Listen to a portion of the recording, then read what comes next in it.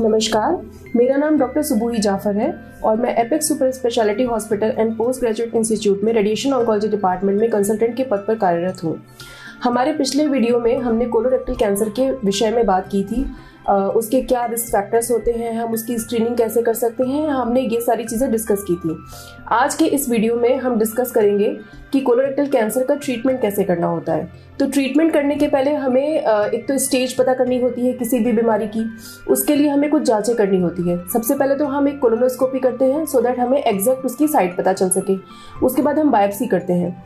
Biopsy के ऊपर हम एक और टेस्ट लगाते हैं जिसको हम MMR MSI टेस्टिंग कहते हैं। उसके थ्रू हम एक तो स्टेज पता कर सकते हैं डिजीज की, लाइक स्टेज में हमारा प्रोग्नोस्टिक स्टेज हम पता कर सकते हैं।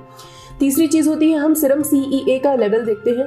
सीरम CEA का लेवल जो होता है वो डायग्नोस्टिक भी होता है, प्रोग्नोस्टिक भी होता है। वैसे तो ये कई कंडीशंस में बढ़ सकता है, जैसे कि आपका कुछ इन्फेक्शन हो, बट इसका लेवल अगर कैंसर के केस में हम देखते हैं तो बहुत ज़्यादा रेज्ड रहता है। और प्लस जब हम ट्रीटमेंट कर लेते हैं उसके बाद ये हमारे फॉलोअप में हेल्प करता है। यानी कि अगर ट्रीटमेंट हमारा सफल होता है और बीमारी अगर ख़त्म हो जाती है या कम होती है तो उस केस में सीरम CEA का लेवल फॉल करने लगता है। जो चौथी चीज़ होती है वो होती है कि हमें स्कैन करना होता है। स्कैन के लिए हम क्या करते हैं, सबसे पहले हम पेट और छाती का CT स्कैन करते हैं विद कॉन्ट्रास्ट। हमें छाती और पेट का CT स्कैन क्यों करना है? पहला तो हमें प्राइमरी एरिया की बीमारी का पता चल जाता है। दूसरा क्या होता है, जो कोलोरेक्टल कैंसर होता है जब वो प्रोग्रेस करता है तो जनरली वो लीवर में या फिर लंग्स में जाता है। तो लीवर का क्या स्टेटस है, लंग्स का क्या स्टेटस है, ये हमें CT स्कैन के हेल्प से पता चल सकता है। अगर कोई पेशेंट जिसमें हम CT स्कैन कॉन्ट्रास्ट के साथ नहीं कर सकते तो उस केस में हम MRI करते हैं और छाती का हम एक नॉन कॉन्ट्रास्ट CT स्कैन कर लेते हैं। उसके अलावा अगर कोई पेशेंट बहुत ही यंग है तो उस केस में हमें फर्टिलिटी प्रिजर्वेशन की भी बात करनी होती है, जैसे कि ओवम बैंकिंग या फिर स्पर्म बैंकिंग। तो ये सारी चीज़ें ध्यान में रखते हुए हमने सबसे पहले तो उनका वर्कअप कर लिया, हमें एक स्टेज पता चल गई।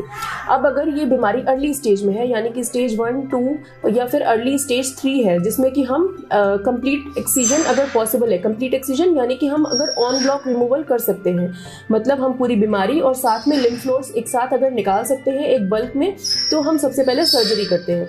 अगर हमें ऐसा लगता है कि ये पॉसिबल नहीं है तो हम पहले कीमो देके ट्यूमर का साइज छोटा करते हैं, उसके बाद हम सर्जरी करते हैं। अगर पोअरली डिफरेंशिएटेड कैंसर है, PNI पॉजिटिव है, लिम्फोवैस्कुलर इन्वेजन है, अगर उसका मार्जिन क्लोज या फिर पॉजिटिव है, या फिर आपका ऑन ब्लॉक रिमूवल नहीं हुआ है, या फिर जब हमने सर्जरी करी तो वो कंप्लीट ऑब्स्ट्रक्शन में था, या फिर लेस देन 12 लिम्फ नोड्स हमें मिले हैं जब हमने सर्जरी की है, तो ये सारे फीचर्स जो होते हैं हाई रिस्क फीचर्स होते हैं।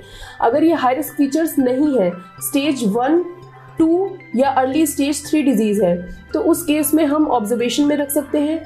या फिर अगर हमें लग रहा है कि हाई रिस्क फीचर्स हैं या फिर चांसेस ऑफ रिकरेंस ज़्यादा है तो उस केस में हम एडजुवेंट कीमोथेरेपी करते हैं। रेडिएशन का रोल इसमें बहुत लिमिटेड होता है। अगर लीवर में मेट्स आ गए या फिर लंग में मेट्स आ गए तो हम उस केस में, अगर साइज छोटा है, ऑर्गन एट रिस्क से थोड़ा सा डिस्टेंस पे है, तो हम उस केस में SRT कर सकते हैं। बट इसका जो मेन मैनेजमेंट होता है कोलोरेक्टल कैंसर का, वो सर्जरी और कीमोथेरेपी होती है। तो आज के इस वीडियो का हमारा टेक होम मैसेज ये है, जब भी अगर आपको कोई भी रिस्क फैक्टर हो तो आप डॉक्टर के पास तुरंत जाएं और अपना इलाज करवाएं। धन्यवाद।